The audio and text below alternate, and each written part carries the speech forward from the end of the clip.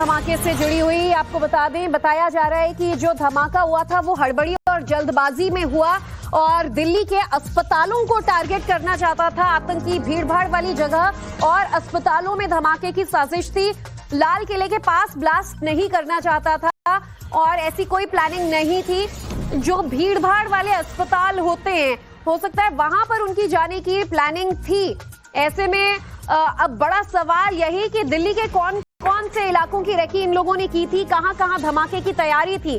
बहरहाल जो जांच अब तक की हुई है एनआईए की, उसमें ये बात साफ हो रहा है कि लाल किले के पास ब्लास्ट ये लोग नहीं करना चाह रहे थे। पहले भीड़भाड़ वाले इलाके और कुछ अस्पतालों को इन्होंने टारगेट पे लिया था, लेकिन हड़बड़ी में और जल्दबाजी में ये ब्लास्ट हो गया।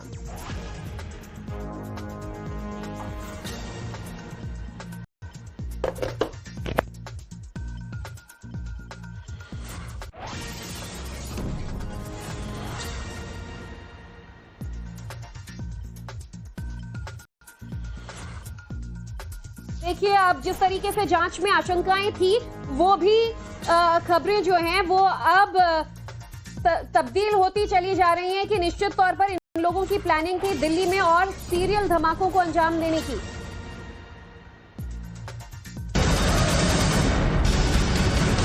इस बीच एक और बड़ी खबर दिल्ली धमाके से जुड़ी हुई आपको बता दें। दिल्ली धमाके पर सोर्सेस के हवाले से बहुत बड़ी जानकारी मिली है। गिरफ्तार आतंकियों के निशाने पर धार्मिक स्थल थे, यानी कि धार्मिक स्थलों को टारगेट करने की प्लानिंग इन आतंकियों के द्वारा की जा रही थी। आतंकियों के टारगेट पर उत्तर प्रदेश के कई सारे धार्मिक स्थल मौजूद थे, जिसमें अयोध्या और वाराणसी शामिल थे। आपको बता दें कि एक बड़ी साजिश यहां पर रची गई थी धार्मिक स्थलों को टारगेट करने की। अयोध्या के स्लीपर मॉड्यूल के संपर्क में शाहीन थी, ये भी जानकारी मिल रही है। यानी कि शाहीन को फिलहाल जो गिरफ्तार किया गया है, कई सारे खुलासे शाहीन के द्वारा किए जा रहे हैं। इन्वेस्टिगेटिव एजेंसी जो है वो एक्टिव हो गई है।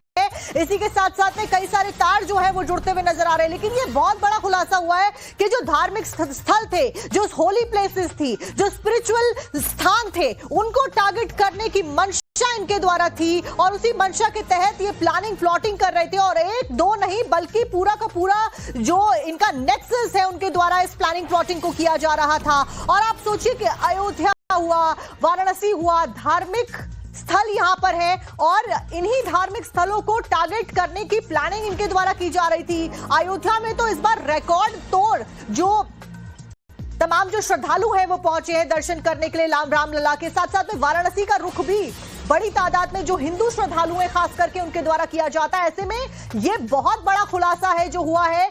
इनके द्वारा धार्मिक स्थलों को टारगेट किया जा रहा था। शाहीन के द्वारा यह प्लान बनाया जा रहा था। आपको बता दें कि डॉक्टर की जो गिरफ्तारी है वो भी हुई है और शाहीन की भी गिरफ्तारी हुई है। अब फिलहाल इन्वेस्टिगेशन लगातार जारी है।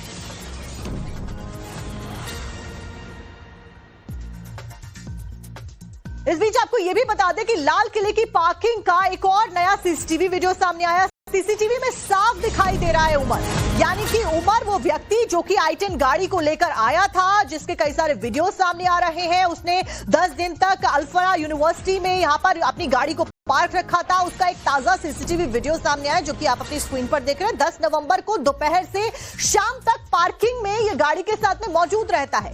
10 नवंबर को दोपहर करीबन 3:19 पर यह सीसीटीवी में कैप्चर होता है, जो कि आप अपनी स्क्रीन पर ले रहे हैं। यानी कि कई घंटे पार्किंग में बिताने के बाद में जब उमर के द्वारा गाड़ी को लेकर जाया जा रहा था लाल किले की ओर, उस दौरान का वीडियो बताया जा रहा है। क्योंकि करीबन शाम के 7 बजे के बाद में धमाका होता है, लेकिन दोपहर के 3:19 पर उमर की ये फुटेज सामने आती है जिसमें उमर गाड़ी में नजर आ रहा है। वही गाड़ी जिसमें ब्लास्ट होता है और इसी गाड़ी में ब्लास्ट होने के बाद में उमर इस गाड़ी में मौजूद होता है। ब्लास्ट होने के बाद में कई सारे वहां पर जो वाहन होते हैं दिल्ली ब्लास्ट में वो भी शामिल हो जाते हैं और उसमें भी एक के बाद एक धमाके होते हैं। बताया जा रहा है कि इस गाड़ी में एक्सप्लोजिव रखा हुआ था और क्योंकि गाड़ी सीएनजी की भी थी, इस वजह से भी धमाका बहुत तेज होता है और एक के बाद एक आसपास के जो वाहन होते हैं वो भी इस गाड़ी में हुए धमाके की चपेट में आ जाते हैं। 12 लोग कुल मिलाकर अपनी जान गंवा चुके हैं, 20 से ज्यादा लोग घायल हो चुके हैं। लगातार जो बैठकें हैं वो जारी है। इसके ऊपर प्रधानमंत्री से लेकर मुख्यमंत्रियों से लेकर कैबिनेट की सभी जो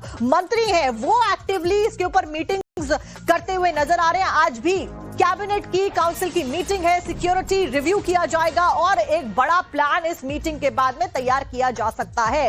वो इसलिए क्योंकि इससे पहले जब सीसीएस की बैठक हुई थी तो वो पहलगाम में हुए हमले के बाद में हुई थी और पहलगाम में हुए हमले के बाद में इसी बैठक में ऑपरेशन सिंदूर का प्लान प्लॉट किया गया था। ऑपरेशन सिंदूर के बारे में एक बड़ा प्लान बनाया गया था और उसके बाद में आप दिल्ली धमाकों के बाद जब सीसीएस की बैठक आज शाम 5:30 बजे प्रधानमंत्री नरेंद्र मोदी की अध्यक्षता में बुलाई गई है तो इसीलिए यही कहा जा रहा है कि इस बैठक में कई बड़े जो कदम है सरकार के द्वारा, कड़े कदम है आप कहिए, वो उठाए जा सकते हैं। लेकिन फिलहाल ये उमर का ताजा वीडियो आप देख रहे हैं।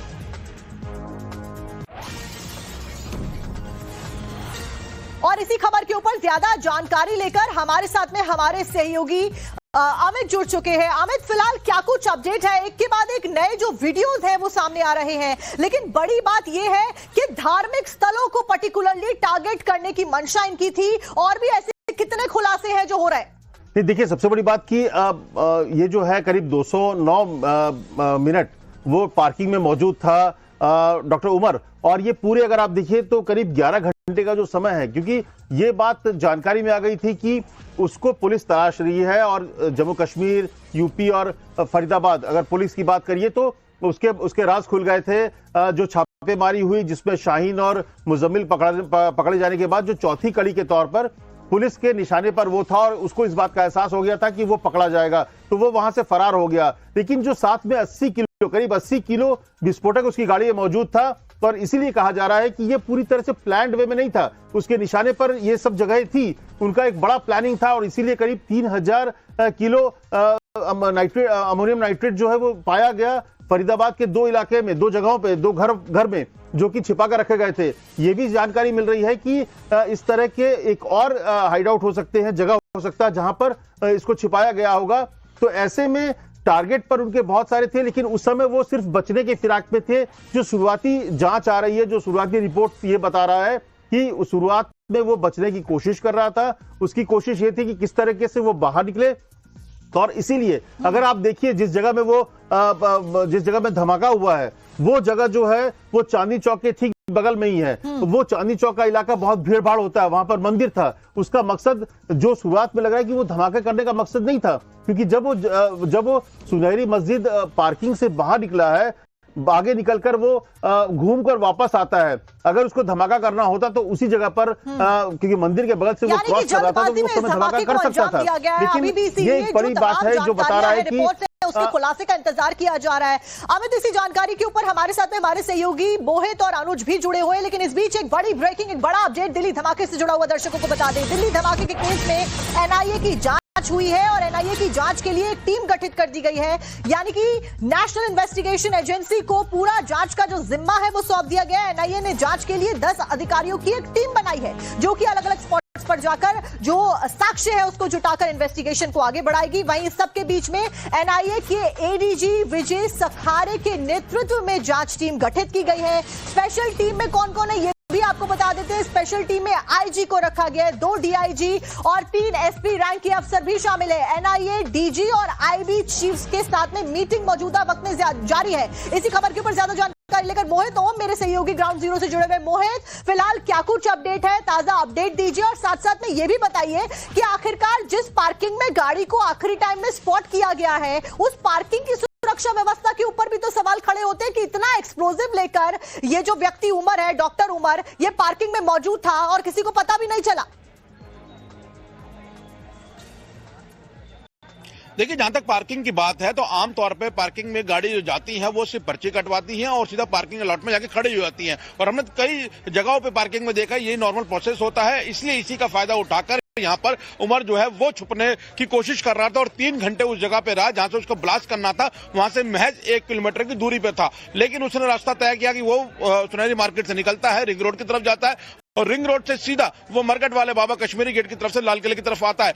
अब सबसे अहम हो जाती है वो सीसीटीवी फुटेज, जिस सीसीटीवी फुटेज में ब्लास्ट होता हुआ नजर आ रहा है। मैं आपको पोल दिखाता हूं जिसमें सीसीटीवी कैमरास लगे हैं। ये जो पोल है ठीक लाल किले के सामने जो रोड के 4 डायरेक्शंस को कवर कर रहा है, चारों डायरेक्शन के विंडोज जो है वो उस कंट्रोल रूम में नजर आ रहे थे। एक जो कंट्रोल रूम का जो सीसीटीवी है वो जैन मंदिर की तरफ है, एक गौरी शंकर मंदिर की तरफ एक रोड में जो लाल किले की तरफ से रोड आ रही है, कश्मीरी गेट की तरफ से लाल किले को टच करती है, वहां पे करता है और उसी कैमरे के अंदर फुटेज जो है नजर आई है। और इसी फुटेज के आधार पर पीछे के जो कैमराज हैं, करीब लाल किला परिसर के आसपास 360 कैमरास लगे हैं जिनको 24 घंटे निगरानी में किया जाता है। राउंड द क्लॉक पुलिस की टीम जो है वो कंट्रोल रूम के अंदर चेंज होती है, जो सीसीटीवी पे निगाह रखती है। अब इस फुटेज के आधार पे ही पूरी जो ट्रेल है वो देखी जा रही है कि गाड़ी कहां से स्लो हो रही थी। और एक बड़ा सवाल ये खड़ा हो रहा है कि जब शुरुआती दौर में पता लगा है कि सुनारी जो मस्जिद की पार्किंग है वहां से जब बाहर निकला है तो उसके बाद 3 लोग गाड़ी में थे, यानी 2 लोग और बैठे थे। लेकिन ब्लास्ट के वक्त जो पुलिस को फुटेज मिल रही है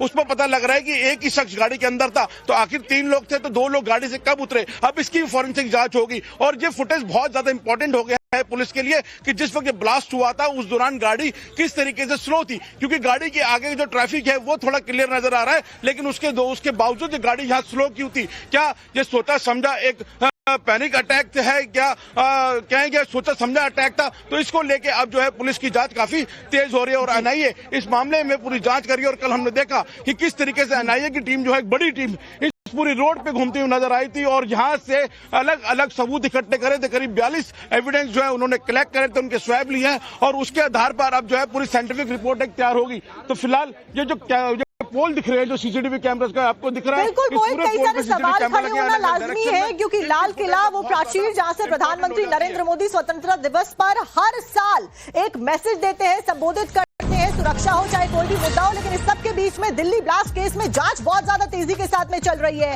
अल फलाह यूनिवर्सिटी में हरियाणा एसटीएफ की टीम मौजूदा वक्त में पहुंच चुकी है। जांच के लिए यूनिवर्सिटी कैंपस में एसटीएफ की टीम मौजूद है। आपको बता दें कि दिल्ली पुलिस की स्पेशल सेल की जो टीम है वो भी कैंपस में पहुंच गई है, जो कि इन्वेस्टिगेशन को अंजाम दे रही है, क्योंकि अल फलाह यूनिवर्सिटी से 2 डॉक्टर्स की गिरफ्तारी होती है और उसी के बाद में उमर की गिरफ्तारी भी होती है। अल फलाह यूनिवर्सिटी से जो डॉक्टर गिरफ्तार किए गए उनमें से जो डॉक्टर मुजम्मिल थे उसी की गाड़ी के बाजू में यानी कि बराबर में ये I-20 गाड़ी जिसमें धमाका होता है दिल्ली हमलों में, जो उमर की गाड़ी बताई जा रही है वो खड़ी भी रहती है। अनुज भी हमारे साथ में जुड़े हुए। अनुज, फिलहाल क्या कुछ अपडेट है, कैसे इन्वेस्टिगेशन चल रही है? दिल्ली पुलिस की स्पेशल सेल भी फिलहाल कैंपस में मौजूद है।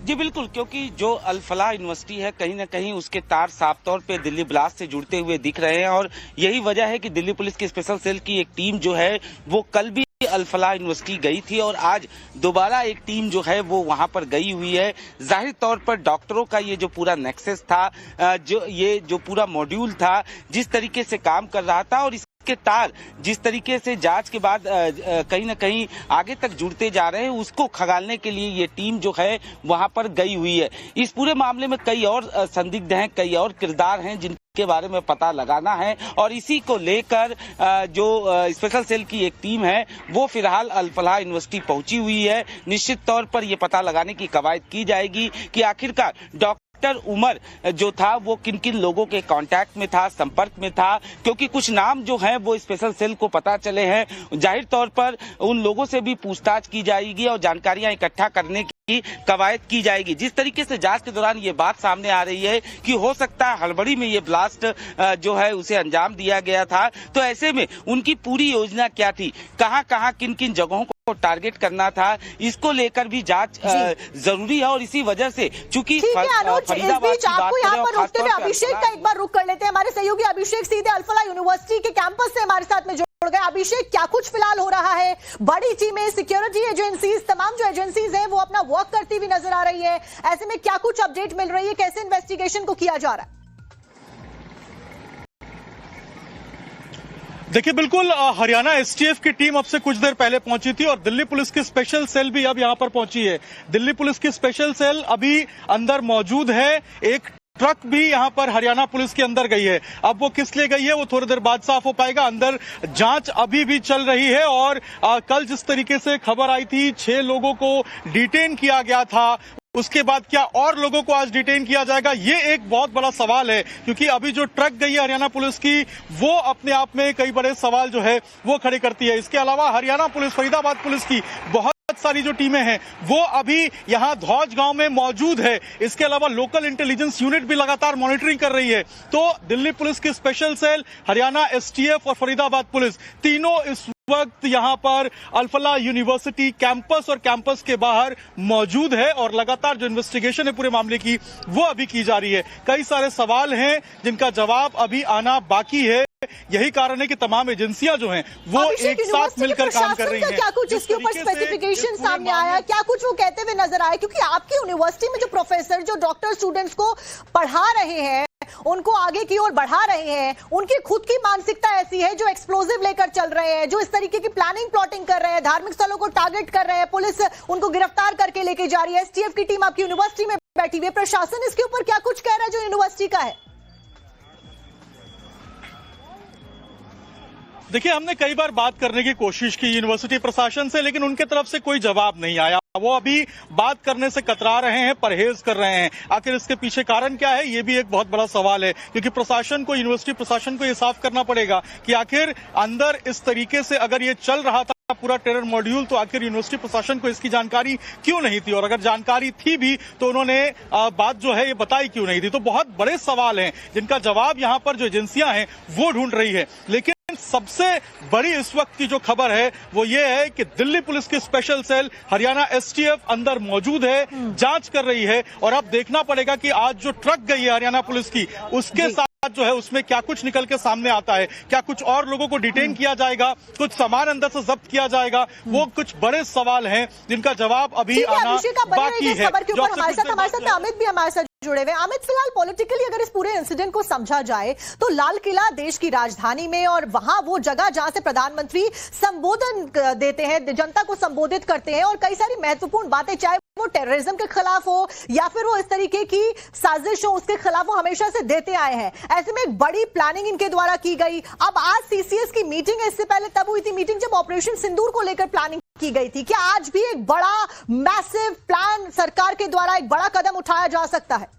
देखिए, निश्चित तौर पर जब सीसीएस की बैठक होगी, इससे पहले जब सीसीएस की बैठक हुई थी जो पहलगाम में हुआ था, इसके बाद उसमें बड़े फैसले लिए गए थे, और उसमें जो बड़े फैसले लिए गए थे उसमें जो सेना को और उसको लेकर जो एक्सरसाइज है वो तो अलग थी। लेकिन उस समय आपको देखा होगा कि सिंधु जल संधि जो है वो बंद कर दिया गया था, और उसके बाद उसके पानी के लिए तरसने को पाकिस्तान को छोड़ा गया, और इसके अलावा कई एक्शन लिए गए। तो मुझे लगता है कि निश्चित तौर पर पहले तो प्रधानमंत्री को पूरा ब्रीफ किया जाएगा कि ये पूरे घटनाक्रम को लेकर, क्योंकि जब घटना घटी उस रात को प्रधानमंत्री ने गृह मंत्री अमित शाह से बात की, तमाम लोगों से बात की, एनएसए से बात की, लेकिन इसके बाद वो चले गए भूटान, और अभी भूटान से जब शाम को लौटेंगे तो इसके बाद सीधे सीसीएस की बैठक होगी, और मुझे लगता है उसमें पूरी प्रधानमंत्री को पूरी चीजों को ब्रीफ किया जाएगा। दूसरी जो महत्वपूर्ण चीज है, और इसके बाद उनको एक्शन लेना है, वो एक्शन क्या होगा, कैसे होगा, उसको वो एसेस करने के बाद तय करेंगे। और निश्चित तौर पर अगर प्रधानमंत्री ने ये कहा है कि जो साजिश करता है, देखिए जो इसमें इन्वॉल्व है उस पर कार्रवाई होगी, वो अलग चीज है,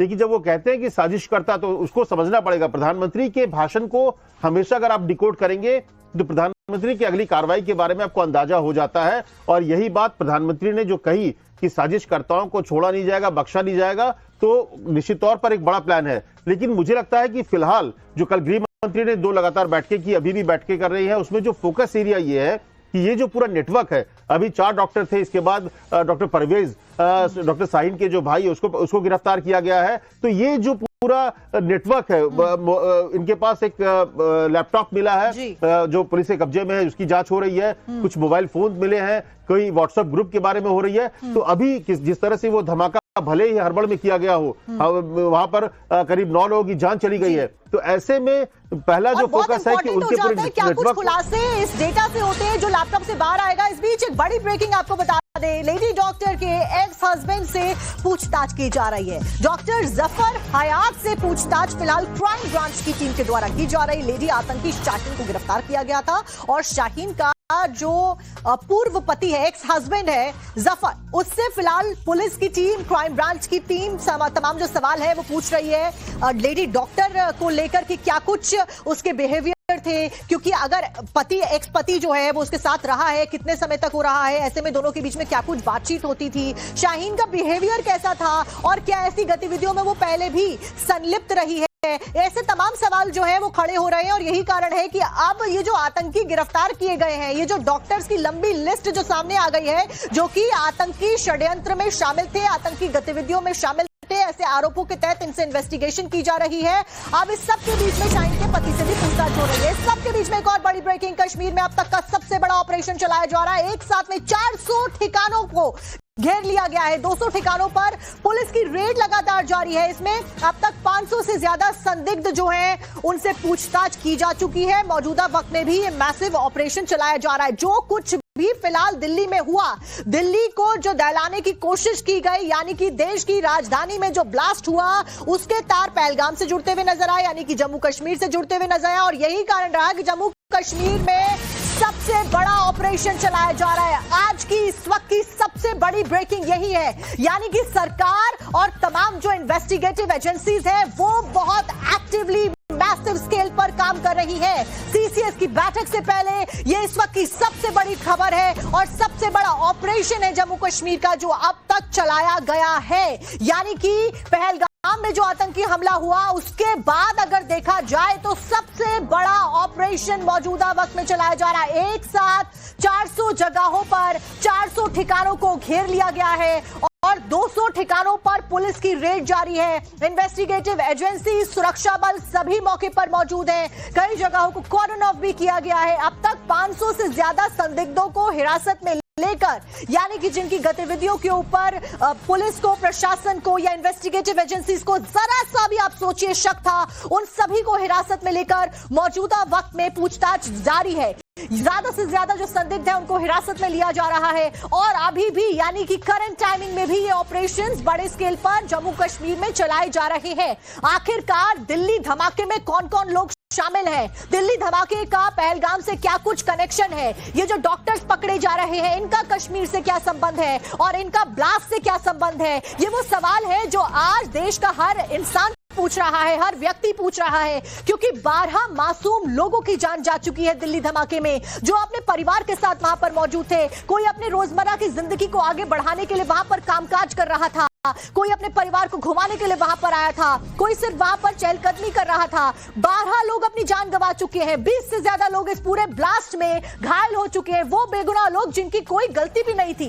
आखिरकार उनकी जान का जिम्मेदार कौन है, ये वो सवाल है जो कि हर कोई पूछ रहा है। ऐसे में यही कारण है कि सरकार भी चुप नहीं बैठी है और पहलगाम हमले के बाद में जैसे मैसिव ऑपरेशंस चलाए गए थे और तुरंत कार्रवाई की गई थी पाकिस्तान के खिलाफ, वैसे ही अभी फिलहाल उन लोगों को घेरा जा रहा है जिनके ऊपर शक जताया जा रहा है। साहिल हमारे साथ, हमारे सहयोगी जम्मू कश्मीर से ग्राउंड से जुड़ गए। साहिल, ज्यादा अपडेट दीजिए, किस तरीके से ऑपरेशन चलाए जा रहे हैं और अब तक का सबसे बड़ा ऑपरेशन इसको कहा जा रहा है?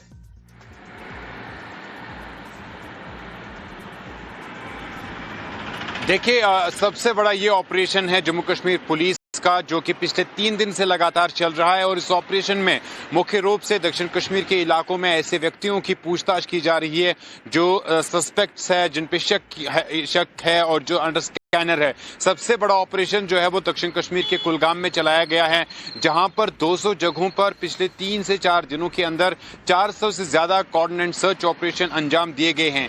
500 सस्पेक्ट्स की अब तक पूछताछ की गई है।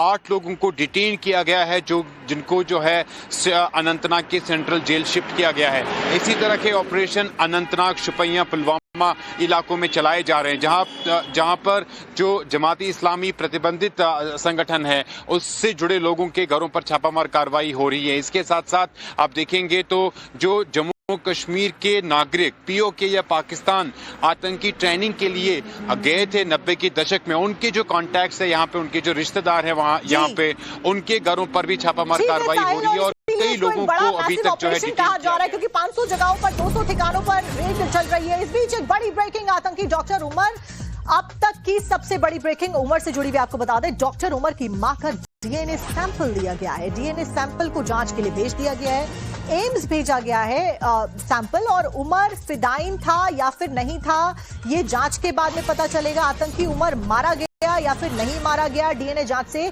ये पता चल पाएगा।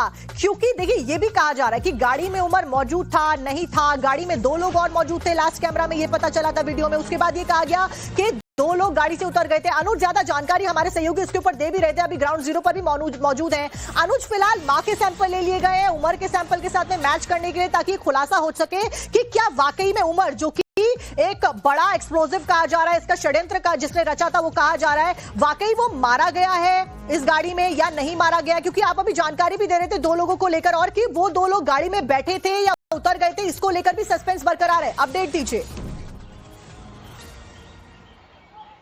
अनुज। जी बिल्कुल, चूंकि शुरुआत से ही जो सीसीटीवी कैमरे पुलिस को मिले हैं उसके अनुसार डॉक्टर उमर ही जो गाड़ी को चला रहा था, और जिस तरीके से ये बात सामने आई कि जब ब्लास्ट हुआ उस वक्त जो है वो अकेला डॉक्टर उमर ही था। निश्चित तौर पर सस्पेक्ट के तौर पे डॉक्टर उमर को देखा जा रहा था, और इसी वजह से तस्दीक करने के लिए, क्योंकि जब धमाका हुआ उसमें ड्राइवर जो था वो गाड़ी में ही बैठा हुआ था, तो क्या वो डॉक्टर उमर ही था, इस बात के अंतिम नतीजे तक पहुंचने के लिए डीएनए सैंपल जरूरी था, और इसी वजह से उमर की मां का ये सैंपल लिया गया है, जिसे एम्स से भेजा गया है। जाहिर तौर पर मैच कराया जाएगा और उसके बाद जो अंतिम नतीजे तक इस पर पहुंचा जाएगा। जाहिर तौर पर जब भी इस तरीके की चीजें भी हो जाता है, क्योंकि उमर अगर नहीं मारा गया है इस मामले में, तो और कौन सी प्लानिंग उसके द्वारा रची जा रही है, और आखिरकार वो है कहां, ये भी सवाल खड़ा होता है। अभिषेक, आप हाथ हिलाते हैं, आपके पास क्या कुछ अपडेट है? जल्दी से दीजिए, यूनिवर्सिटी के बाहर आप खड़े। देखिए बिल्कुल, अब से कुछ देर पहले जो हरियाणा पुलिस की एक ट्रक थी वो अंदर पहुंची थी, पीछे से उसका जो हिस्सा था वो खुला हुआ था, लेकिन अभी देखिए एक और एसटीएफ की एक और टीम। सर कुछ बताएंगे, आप लोग कहां जा रहे हैं? सर कुछ जानकारी देंगे? ये देखिए एसटीएफ की एक टीम हरियाणा की और पहुंची है, ये 4थी टीम है एसटीएफ की जो अभी यूनिवर्सिटी कैंपस के अंदर दाखिल हुई है। अब से कुछ देर पहले हरियाणा पुलिस की एक ट्रक भी यहां से निकली है, कुछ देर पहले वो ट्रक अंदर पहुंची थी, पिछला हिस्सा ट्रक का जो था उसको वहां पर खोल कर ले जाया गया था, लेकिन जब बाहर निकली है तो ट्रक को पूरे तरीके से सील किया गया था, पीछे से उसके हिस्से को बंद कर दिया गया था, और उसके बाद ट्रक को अभी निकाला गया है। ट्रक में क्या कुछ सामान को ले जाया गया है, क्या कुछ लोगों को डिटेन किया गया है, ये आपसे कुछ देर बाद साफ हो पाएगा। लेकिन अभी जो लगातार हलचलें हैं वो अल्फला यूनिवर्सिटी में तेज हो गई हैं। सेल अंदर मौजूद है, एसटीएफ मौजूद है, फरीदाबाद पुलिस मौजूद है, लेकिन बातचीत अभी कोई भी नहीं कर रहा है। हमने कोशिश भी किया था एसटीएफ के अधिकारियों से बात करने के लिए, लेकिन उन्होंने मना कर दिया। हालांकि अल्फला यूनिवर्सिटी की तरफ से एक प्रेस नोट जारी किया गया है जिसमें ये माना गया है कि यूनिवर्सिटी के अंदर कुछ जो डॉक्टर्स थे, 2 डॉक्टर्स, उनका जो रोल हुआ है वो काफी ज्यादा दुखदाई है, और यूनिवर्सिटी इसको कंडेम करता है, और यूनिवर्सिटी का कोई रोल इससे नहीं है। ये प्रेस नोट के जरिए जो स्टेटमेंट है अल्फला यूनिवर्सिटी का वो अभी निकल के सामने आए। लेकिन आज काफी ज्यादा हलचल देखने को मिल रही है अल्फला यूनिवर्सिटी में, क्योंकि Delhi police special cell, Haryana STF और फरीदाबाद पुलिस तीनों अंदर मौजूद हैं। लगातार जांच की जा रही है, किन लोगों को डिटेन किया जाएगा या फिर अंदर से कुछ सामान निकाला गया है, ये अपने आप में बहुत लोगों से अंदर सवाल है। फिलहाल पूछताछ की जा रही होगी, यूनिवर्सिटी का प्रशासन अंदर मौजूद है, और किन किन लोगों से जो इन्वेस्टिगेटिव एजेंसीज अंदर मौजूद है। एसटीएफ की टीम लगातार एक के बाद एक बड़ी संख्या में वहां पर पहुंचकर जांच पड़ताल कर रही है, पूछताछ कर रही है। क्या स्टूडेंट से भी सवाल जवाब किए जाएंगे, क्योंकि जिस तरीके की तालीम इन डॉक्टर्स के द्वारा दी जा रही होगी यूनिवर्सिटी में, वो भी तमाम सवाल खड़े करती है। देखिए बिल्कुल एक और तस्वीर, ये देखिए हरियाणा एसटीएफ की एक और टीम। यहाँ सर कुछ बताएंगे, आप लोग कहाँ जा रहे हैं? सर अब तक कितने लोगों से बातचीत हुई है? सर कुछ बताएंगे? ये देखिए हरियाणा एसटीएफ की एक और टीम, जैसे जैसे समय बीत रहा है एक एक टीम और बढ़ती जा रही है। 5वीं टीम हरियाणा एसटीएफ की पहुंच चुकी है। आज देखिए हलचल बहुत ज्यादा तेज है। ये 5वीं टीम है एसटीएफ की जो अभी पहुंची है, लेकिन बात कोई नहीं कर रहा है। लगातार हम प्रयास कर रहे हैं बात करने का, लेकिन जवाब जो है वो किसी के तरफ से नहीं आ रहा है। अंदर अब तक जो जानकारी मिल पाई है हमें, 52 से अधिक लोगों से पूछताछ की गई है इस पूरे मामले में, जिसमें स्टूडेंट शामिल हैं, डॉक्टर शामिल हैं, हॉस्पिटल और यूनिवर्सिटी के स्टाफ शामिल हैं। अब तक इस पूरे मामले में जो गिरफ्तारी की बात करें तो अभी तक 2 जो मेजर गिरफ्तारियां इस पूरे मामले में हुई थी, उसके बाद जो है यहां से 6 लोगों को डिटेन भी किया गया है, ऐसा खबर आ रहा है। लेकिन अभी जैसे जैसे जांच आगे बढ़ेगी वैसे और बातें क्लियर हो पाएंगी। लेकिन हलचल आज बहुत ही ज्यादा तेज है। हरियाणा पुलिस की हमने ट्रक देखी जो कि अभी अंदर गई थी, बाहर आई तो पूरे तरीके से सील थी। हरियाणा एसटीएफ की टीम अंदर मौजूद है, स्पेशल सेल मौजूद है, तो अंदर क्या कुछ चल रहा है, कैसे जांच चलेगी, वो आपसे कुछ देर बाद निकल के सामने आएगा कि आखिर वस्तुस्थिति क्या है। लेकिन हलचल बहुत ज्यादा तेज है और एक्शन जो है अंदर जांच की वो लगातार अंदर यूनिवर्सिटी में जारी है। जी अच्छा अभिषेक, 6 लोगों को डिटेन किया गया, आप अभी जानकारी दे रहे थे, कुछ ज्यादा जानकारी दे पाएंगे आप दर्शकों को कि अल-फलाह यूनिवर्सिटी में से कौन से 6 लोग हैं, कौन से डिपार्टमेंट के 6 लोग हैं, डॉक्टर्स के सिवाय अन्य जिन लोगों को ये डिटेन किया गया है? देखिए बिल्कुल इस यूनिवर्सिटी के अंदर मुजम्मिल यहाँ डॉक्टर था, इसके अलावा यहाँ पर डॉक्टर शाहीन थी, वो मौजूद थी। तो अंदर वो तमाम लोग जो कि इन दोनों के करीबी थे। उमर जिसका नाम निकल रहा है इस पूरे मामले में। एक और तस्वीर ये देखिए एक और अधिकारी यहाँ पर पहुंचे। ये देखिए हरियाणा पुलिस की एक और गाड़ी, एक और अधिकारी यहाँ पहुंचे। देखिए एसीपी लेवल के अधिकारी यहाँ पहुंचे। सर कुछ बताएंगे, सर कुछ बात करेंगे, सर कुछ बोलेंगे सर? ये देखिए हरियाणा पुलिस की एसटीएफ की एक और अधिकारी यहाँ पर पहुंचे हैं और लगातार जो हम बात कह रहे हैं कि यहाँ पर एक्शन बहुत ज्यादा तेज हो गया है अल-फलाह यूनिवर्सिटी में। अंदर क्या कुछ चल रहा है ये तस्वीरें आपसे कुछ देर बाद साफ हो जाएंगी, लेकिन ये छठी गाड़ी है जब से हम यहाँ पर रिपोर्ट कर रहे हैं, जब से हम आपसे बात कर रहे हैं। 6 गाड़ियां अभी एसटीएफ की यहाँ पर पहुंची हैं अल-फलाह यूनिवर्सिटी में। लगातार उन लोगों से बातचीत कर रहे होंगे ये तमाम अधिकारी, जो लोग भी मुजम्मिल से संपर्क में थे या फिर जो लोग उमर के करीबी थे या डॉक्टर शाहीन के करीबी थे, उन तमाम लोगों से पूछताछ, उन तमाम लोगों से बात, देखिए उन तमाम लोगों से बातचीत जो है वो लगातार वो लोग कर रहे होंगे। उन सवालों के जवाब, आखिर इतनी बड़ी संख्या में जो एक्सप्लोजिव मटेरियल है वो कॉलेज यूनिवर्सिटी के 700 मीटर के दायरे में रखा जाता है और कॉलेज प्रशासन को इसकी भनक नहीं लगती है। आखिर ये कैसे मुमकिन है? वो ऐसे तमाम सवाल हैं जिनका जवाब कहीं ना कहीं एजेंसियां ढूंढ रही होंगी, चाहे दिल्ली पुलिस की स्पेशल सेल हो, हरियाणा एसटीएफ हो, और वो तमाम सवालों के जवाब जो है वो ढूंढने के बाद जो एजेंसियां अपनी एक प्रॉपर रिपोर्ट बनाएंगी और सबमिट करेंगी। लेकिन अभी हलचल बहुत ज्यादा तेज है। 6 गाड़ियां अभी देखिए 6 गाड़ियां अभी हरियाणा एसटीएफ की पहुंच चुकी है और 6 गाड़ियां जो हैं वो अंदर अभी जांच कर रही है। एक दिल्ली पुलिस स्पेशल सेल की गाड़ी पहुंची है और पल की जो अपडेट है अल-फलाह यूनिवर्सिटी से हम आपको देंगे। ये देखिए एक और पुलिस की गाड़ी, एक और एसटीएफ की गाड़ी, पीछे देखिए सामान भी है, पीछे अगर आप देखेंगे कुछ सामान लेकर यहाँ पर पहुंचे हैं। ये देखिए लगातार जब हम बात कर रहे हैं, लगातार एक्शन मोड में यहाँ पर जो पुलिस की टीम है वो आपको नजर आ रही है। लेकिन आज ये सबसे बड़ी हलचल जो है ये यहाँ पर देखने को मिल रही है और अल-फलाह यूनिवर्सिटी में सबसे बड़ी हलचल अभी हो रही है। तो पल की update times now of Bharat में हम आपको देते रहेंगे। जी बिल्कुल अभिषेक, पल की अपडेट दे रहे हैं दर्शकों को। इस बीच अल-फलाह यूनिवर्सिटी में मौजूदा वक्त में एसटीएफ की 5 टीमें कार्रवाई को अंजाम देती हुई नजर आ रही है और ये डेटा लगातार अपडेट हो रहा है क्योंकि अभी जो जानकारी मिल रही है उसके मुताबिक एसटीएफ की 8 टीमें मौके पर पहुंच चुकी है। एक एक करके जो संख्या है एसटीएफ के तमाम जो अधिकारी हैं उनकी बढ़ती जा रही है। दिल्ली पुलिस की जो टीम है वो भी मौजूद है। अभिषेक ज्यादा जानकारी दीजिए। देखिए बिल्कुल अंदर टीमें मौजूद हैं, लगातार कार्रवाई जारी है। चाहे दिल्ली पुलिस स्पेशल सेल की बात करें, हरियाणा एसटीएफ की बात करें, 7 गाड़ियां अंदर अभी पुलिस की गई हैं। कल हमने देखा था पुलिस की गाड़ियां गई थी लेकिन इतनी बड़ी संख्या में नहीं गई थी।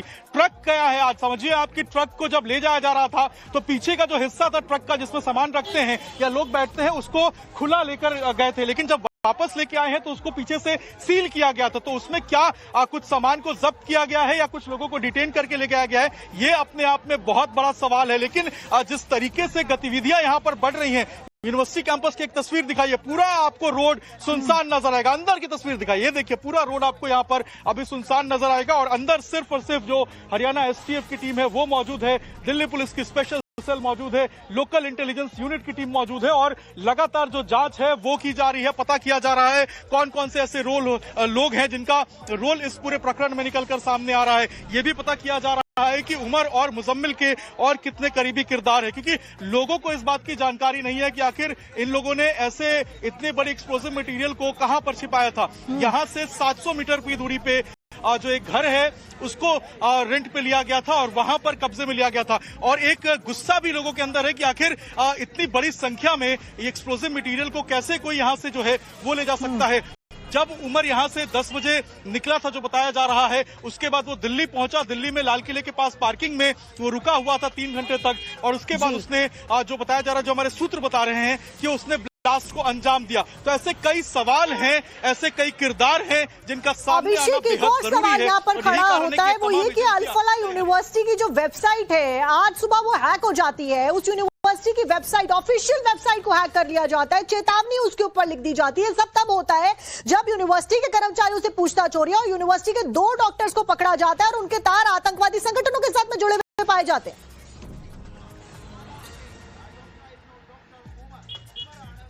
देखिए, बिल्कुल वेबसाइट को हैक कर दिया गया था हैकर्स के द्वारा और बाद में रिस्टोर किया गया। लेकिन जिस वक्त ये पूछताछ चल रही है, जिस वक्त ये एजेंसियां काम कर रही हैं, जिस वक्त अंदर लगातार जो है वो उन लोगों से जिनको डिटेन किया गया है उनको ग्रिल किया जा रहा है, तब इस तरीके से होना अपने आप में एक बड़ा सवाल उठाता है। लेकिन अभी जो जांच है वो जांच बहुत तेजी से चल रही है। तमाम एजेंसियां अपने अपने जो किरदार हैं उसको निभा रही हैं और तमाम जो लोग इसके इर्द गिर्द घूम रहे हैं उन तमाम लोगों से जो जांच है पूछताछ में वो निकल के सामने आएगा कि आखिर मुजम्मिल और उमर के करीबी कितने किरदार थे और यूनिवर्सिटी प्रशासन का क्या रोल रहा था। क्या कुछ और लोग इसके पीछे हैं, बाहर के लोग हैं, यूनिवर्सिटी के लोग हैं, ये इस पूरी जांच के बाद निकल के सामने आएगा। लेकिन अब तक की जो सबसे बड़ी खबर यह है कि हरियाणा एसटीएफ और दिल्ली पुलिस स्पेशल सेल मौजूद है। जी, और यही कारण है अभिषेक के जो इन्वेस्टिगेटिव एजेंसीज है वो एक्टिवली काम कर रही है। एक और डेटा जो ये जानकारी देता है अभिषेक वो ये है कि अल-फलाह यूनिवर्सिटी में